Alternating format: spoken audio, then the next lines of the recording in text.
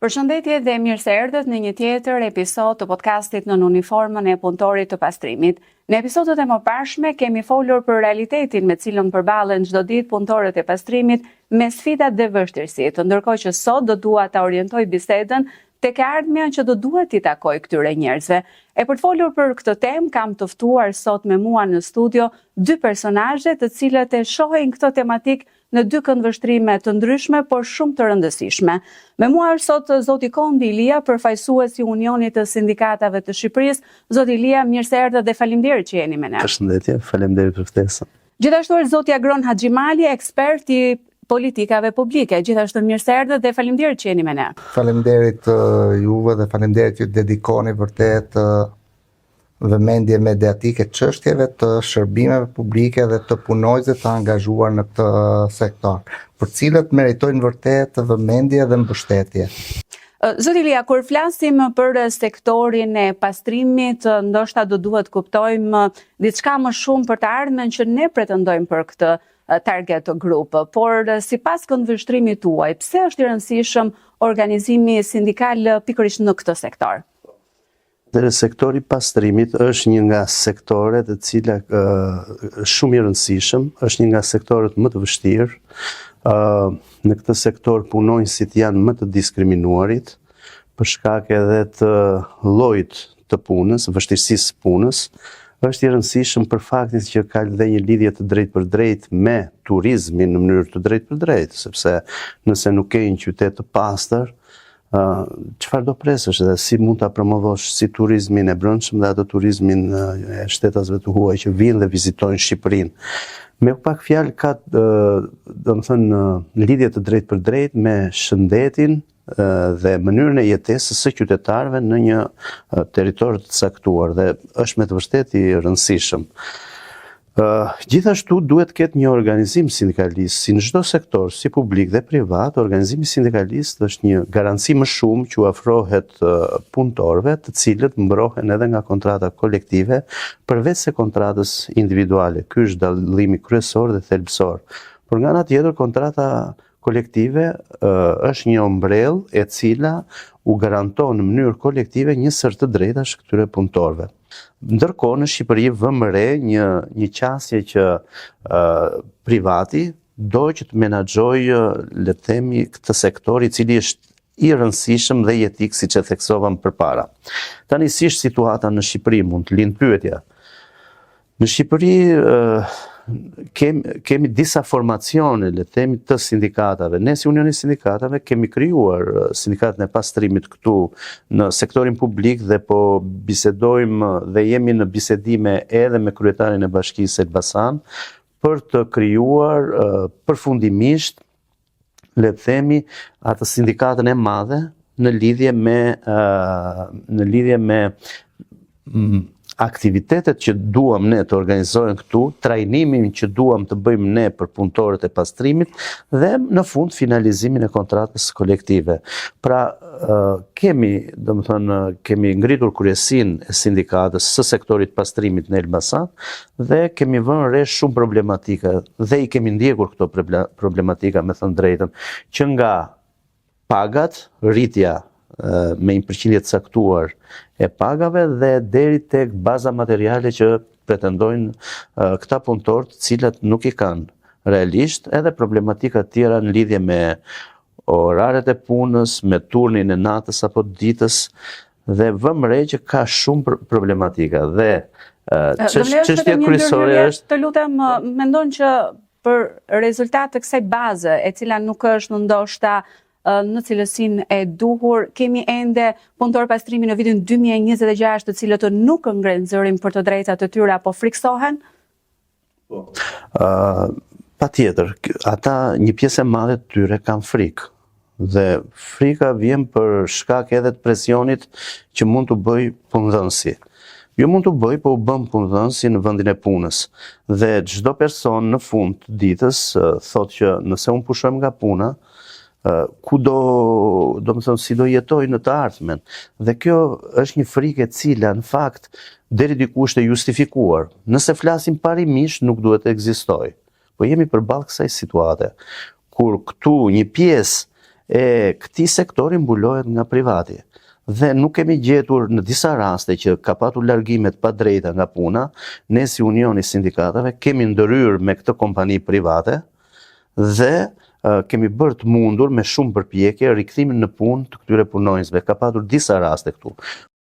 I kërkuam qeverisë që duhet merren masa, veçanërisht për rritjen e pagës së punonjësve të pastrimit, sepse është një sektor i diskriminuar për sa i përket pagës, antidotës që duhet t'u jepet, që ka të bëjë drejt për së drejti me shëndetin e tyre, dhe kemi ndryrë për shembull në sindikatën që kemi krijuar në Vlorë, kemi ndryrë që t'u jepej antidota, dhe kjo gjë u bë fal ndërhyrjes së Unionit të Sindikatave, gjithashtu në Këshillin Bashkiak votohet tani edhe ngritja e pagës së tyre. Pra, këta punonjës të cilët mundet të duket një punë e rëndomt, po s'është punë e rëndomt, është një punë jetike dhe thelbësore, duhet të kenë një pagë dinjitoze. Pra, për analogji me Malinezi që u thash më përpara, atje rroga pagesa është gati 2.000 deri në 3.000 euro për punonjësit e pastrimit. Kurse këtu kemi një rrogë dhe një pagesë diskriminuese për këta punonjës. Do duhet të shohim pak edhe se si e shikon zoti Haxhimali këtë sektor. Mendoni që ky sektor është trajtuar me prioritetin që i takon? Sektori pastrimit në fakt në Shqipëri është i ndarë midis publikut dhe privatit, ajo që është më shqetësuese në fakt, jo se edhe në vende tjera është midis publikut dhe privatit, ka një tendencë që shkon më tepër tek privati, por arsyet që dihen sepse në publikut i del me kosto më të larta dhe publiku duhet të jetë më interesuar për politikat e zhvillimit të mjedisit se sa të merret me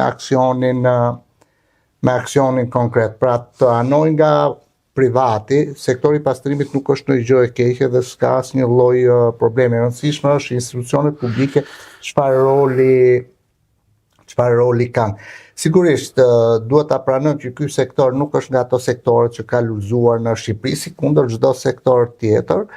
Është një sektor vërtet që paraqet probleme që në modelin e organizimit qoftë tek publiku, qoftë edhe tek privati. Është ai sektor që nuk është parë me atë syrin dashamirës në raport me vështirësitë që ka sektori, nuk është parë me atë dimensionin human dhe social të punonjësve, kryesisht në infrastrukturë dhe në terren që janë shumë të angazhuar, por këtu përgjithësi ka shumë të madhe institucionet, qoftë publiku, qoftë edhe privati që kanë në dorë menaxhimin e sektorit, por jemi me përgjithësi edhe ne vetë si shoqëri në mënyrën se si e trajtojmë mjedisin, në mënyrë se si sillim ndaj menaxhimit të mbetjeve, ndaj ndryshimeve klimatike, ndaj të gjithë elementeve që lidhen me mjedisin. Pra ne nuk duhet të prodhojmë dotje me disore për hir të faktit se mendoj se dikush duhet ta pastroj atë, apo po e bëjmë për të hap një vend pune. Kjo është një qasje as pak e mirë. Megjithatë, rasti me çështjen e sindikatave, jo për replik, por shiko, ju shumë mirë që angazhojnë në këtë sektor, po ajo që unë dëgjova në rastin tuaj kur më thuat që kanë bizetuar me kryetarin e bashkisë, ka kështu do të realizoni trajnim. Unë shumë mirë që bizetoni me gjithë aktorët lokal qendror apo përtej këtyre apo me shoqërinë civile, mediat. Rëndësi ka ndërgjegjësimi, por unë mendoj që institucionet qendrore nuk duhet ju merret leje për të organizuar as sindikata, as mbrojtjen e punoj dhe ne jemi në një sistem demokratik. Zoti Ilia, besoj e tha dhe në fillim që ne kemi një strukturë ende jo të mirë organizuar, sepse nëse ne do ta krahasoni me sindikatat në vendin fshi Greqin, duket që jemi si nata me ditën. Po jemi të prapambetur, si shoqëri, si politik, si institucione qendrore, vendore, ky është një milion. Ndaj ju si media dhe debati që bëjmë është më tepër për t'ju përcjellë dhe nuk mund të ecim më kështu të marr leje, të kujdesem ke qeveria apo të kujdesem ke ministria. Leje po flasim. Kam mendimin tim. Zotja Xhimali, do më lejoni vetëm një ndërhyrje të lutem, se sa funksional është modeli aktual bashki dhe kompani private, nëse i mbetemi gjithmonë këtij sektori? Pyetje shumë e mirë në fakt. Ka tipologji nga më të ndryshme. Unë vetë nga eksperjenca ime gjatë në fushën e qeverisjes vendore, po edhe nga networket dhe partneritetet që kam me vendet ndryshme, mendoj që duhet të jem krejt realist. Tendenca është që shërbimet e tilla publike shkojnë tek privati. Me këtë s'duhet të bëj apel as një thirrje as një bashkie që ta shesi apo ta blej, ta japi me koncesion apo ta mbaj vetë. Le ta gjykojnë si duhen, por le të themi që ka edhe forma të tjera të ndërmjetme nëpërmjet bashkëpunimit ndërkomunal, kur shumë bashki, për shembull brenda Elbasanit, të 7 bashkit mund të krijojnë një ndërmarrje të përbashkët. Në fillim e financojnë, pastaj ajo mban veten me tarifat apo shërbimet që ofron. Ajo është një model shumë mirë, por dhe ky modeli që duhet ta ndërtoj unë, se unë ju a di tipologjinë dhe lojën bashkive. Duhet ta kem ndërmarrjen time, thonë se unë kujdesem më mirë, ti kujdesu me politika, me instrumente, me mënyrën si organizohem, me mënyrën si nxjerr akte ligjore, po unë dua thot sepse di vetë unë se unë do t'i zgjedh punoj, se kujdesem edhe për të zgjeru bazën e si punëdhënës, më kuptoj edhe si punëmarrës, por nuk është ky qëllimi bashkive, se në këtë rast ato kanë rënë edhe vetë shumë në një bumerang. Politikat e zhvillimit lokal, shërbimeve lokale, zgjidhen nëpërmjet politikave të mira, nëpërmjet një vizioni le ta marri privati, dhe privati punonësit për nga Elbasani do t'i marrin nga Presa, Librardi, Peqini, apo Belçi, apo Corriku, apo Gramshi. Pra, kanë një mentalitet jo shumë koherent vendorët, kudo, kur pretendojnë se unë pastrimin do ta bëj vetë, këtë do ta bëj vetë, gjithë do t'i bëj jo, vendet zhvilluara, edhe njësitë qeverisjes vendore, bashkitë në vendet e zhvilluar kanë strukturat e tyre menaxheriale, ekzekutive, më tepër të orientuar nga bërja e politikave, nga vizioni, nga qëllimi, nga strategjit. Patjetër, zoti Ilia, mendoni që në gjithë të situatë kemi një sot mungon më shumë vullneti institucional apo presioni publik? Të dyja, patjetër, vullneti institucional duhet, do të thënë, institucionet janë rregullator, patjetër, dhe unë kam një qasje disi ndryshe në lidhje me pyetjen që bëhet, kuj duhet i përkas si sektor. Përsa i përket drejtave të punëtorëve, mendoj që duhet t'i përkas ekskluzivisht pushtetit vendor dhe jo privatit, sidomos për terrenin në cilin në Shqipëria. Pse e them këtë gjë? Ne si Unioni Sindikatave kemi shumë të vështirë të komunikojmë me sektorin privat në rastet konkrete kur vjen fjala për shkelje drejtave të punëtorëve. Jo vetëm arrogancë, po dhe kërcënim jete. Dhe në rastin konkret, duke qenë se është kjo qasje, sepse ka dhe dyshime, ka dhe patjetër një është futur sektori privat edhe për arsye të tjera që s'kan të bëjnë me, le të themi, në disa raste janë dhe për pastrim parash, që janë futur në Shqipëri. Dhe kjo nuk është gjë pozitive. Dhe këtu duhet ata të kontrollohen në mënyrë rigoroze dhe këtë e tregon vetëm qasja që ata kanë ndaj punëtorëve. Punëtorët i trajtojnë si sklever. Tani, nëse flasim në teori, edhe unë them nga gjendja aktuale. Mora shembullin e Malitzi, është i gjithë sektori përket bashkive, publikut. Ke Suedin, ke shumë shtete tjera.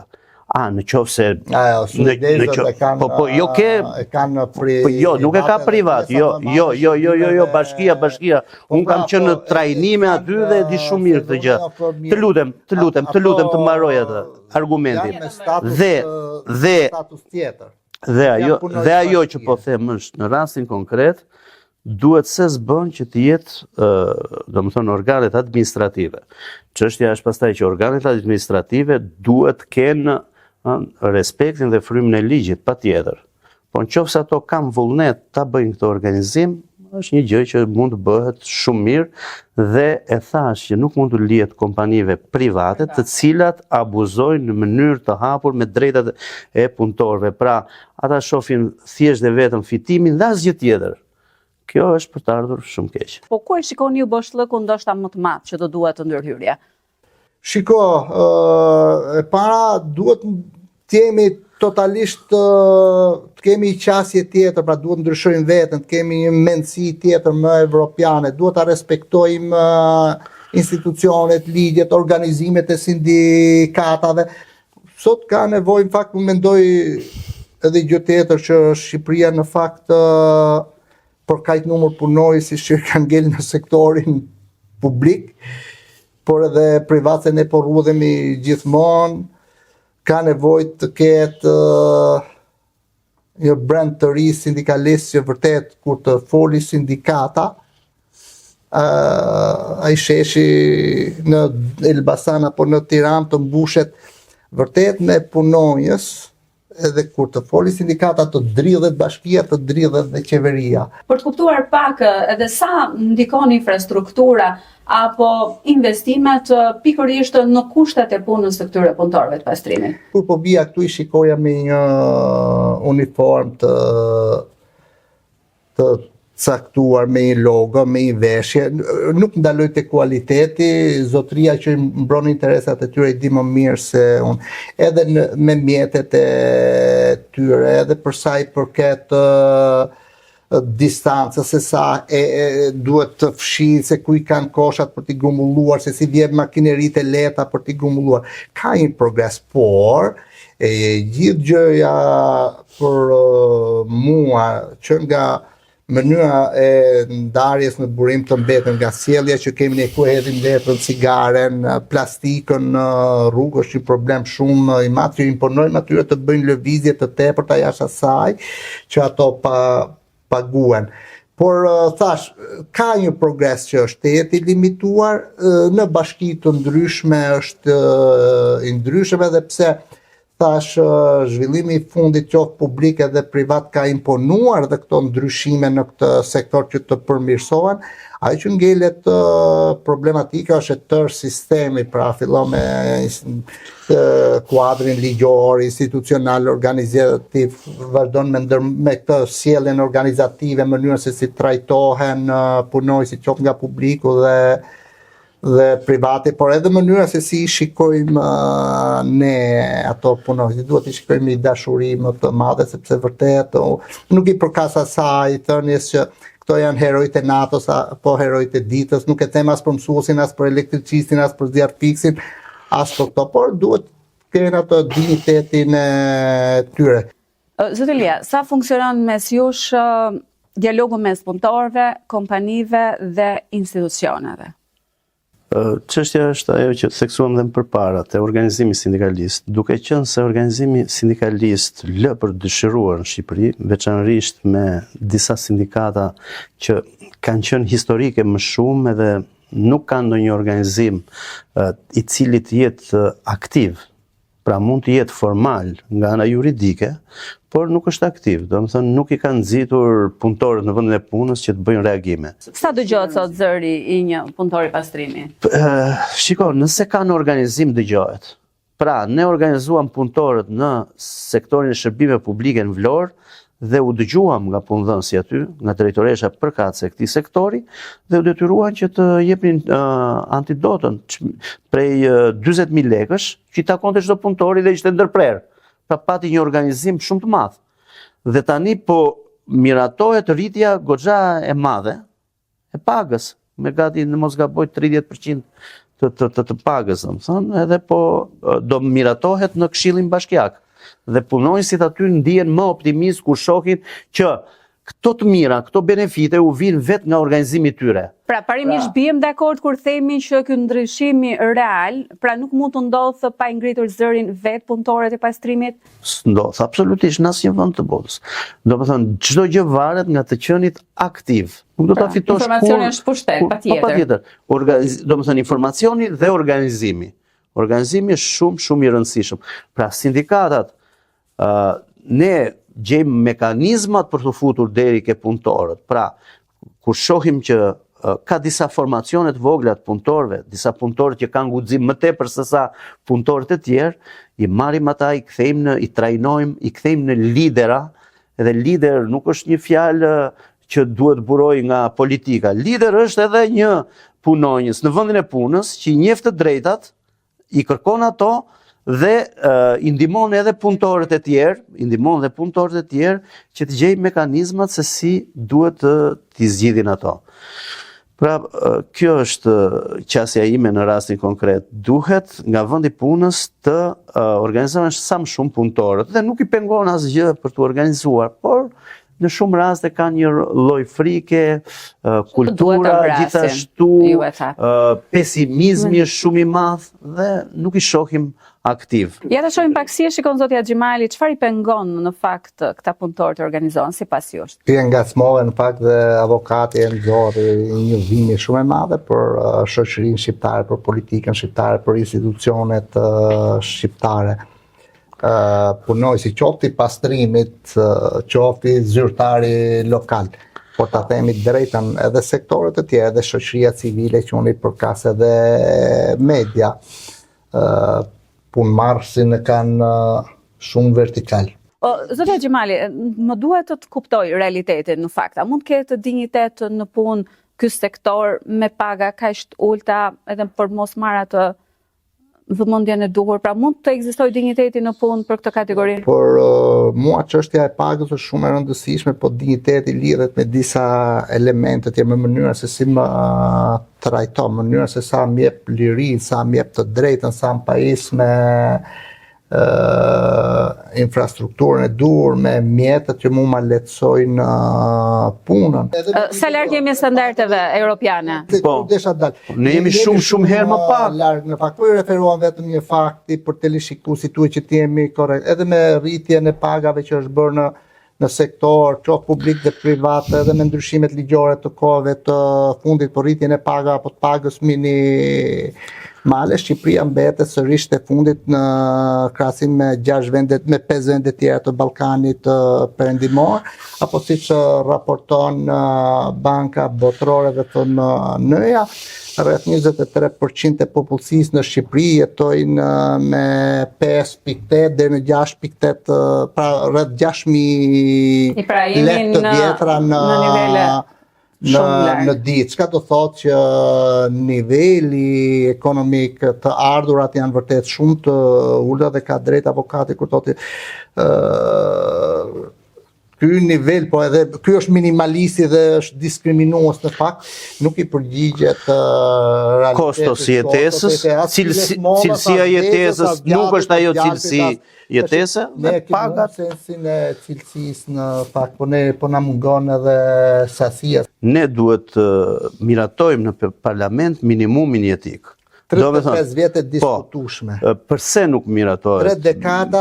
Edhe sindikatat kanë një rol aktiv. Legjislacionet parlamentit askush nuk e bën. Pra minimumi jetik, patjetër, dhe mos ketë pensione, le të themi ndihmë ekonomike nën minimumin jetik siç është aktualisht. Pra dihet që me 100.000 lekë të vjetra për shembull nuk mundet një familje të jetojë me ato kosto jetese që kanë në Shqipëri.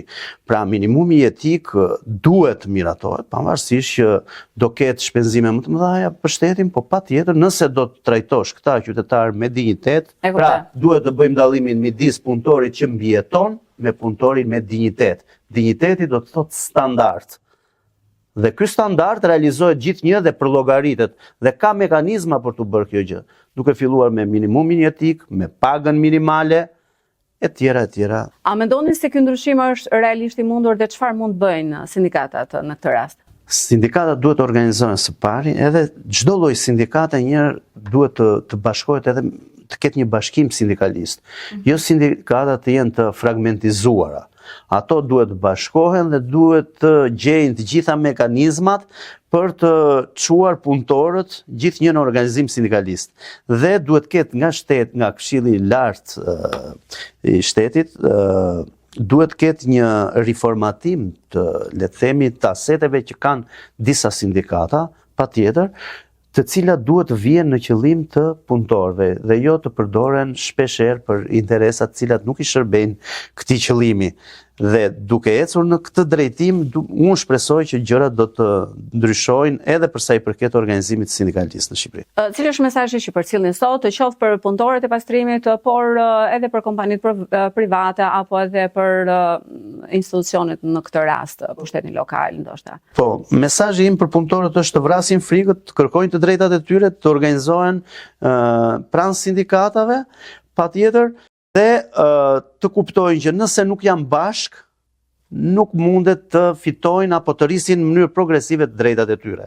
Ndërsa në lidhje me punëdhënësit duhet i shohin sindikatat, punëtorët si partner, sepse punëtori është një aset. Punëtori nuk mund të shikohet dhe të përkthehet në një, le të themi, si themi, në një mekanizëm për përfitimi dhe vetëm përfitimi.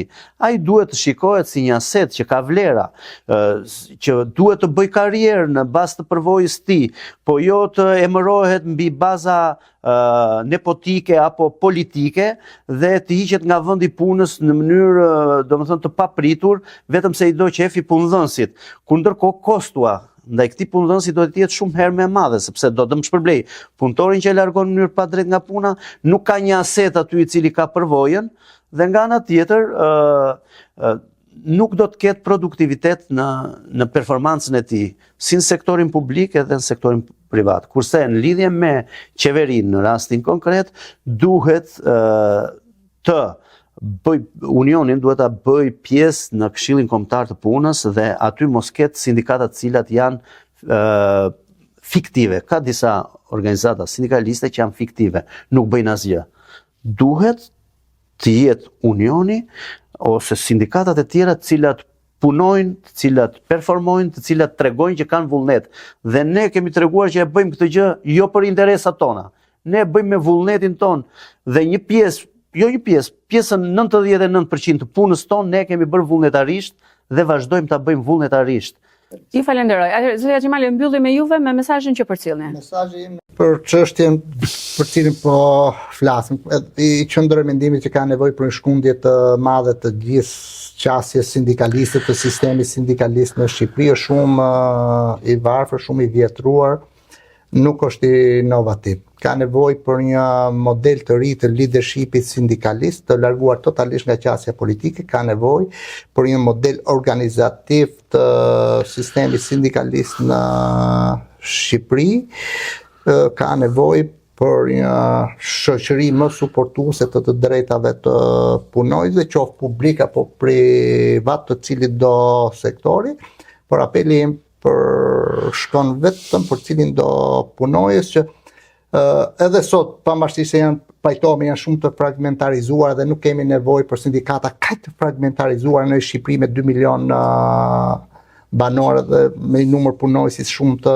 reduktuar publike dhe privat, por mesazhi për to është ngreni zërin, mos duroni pafundësisht shtypjen dhe shkeljen e të drejtave tuaja. Në qoftë se e bëni sot, do i kenë pasojat mirë tuaj nesër. Në qoftë se e largoni frikën, sot i keni shërbyer fëmijëve tuaj nesër. Pa më i keni shërbyer edhe gjithë shoqërisë dhe gjithë Shqipërisë.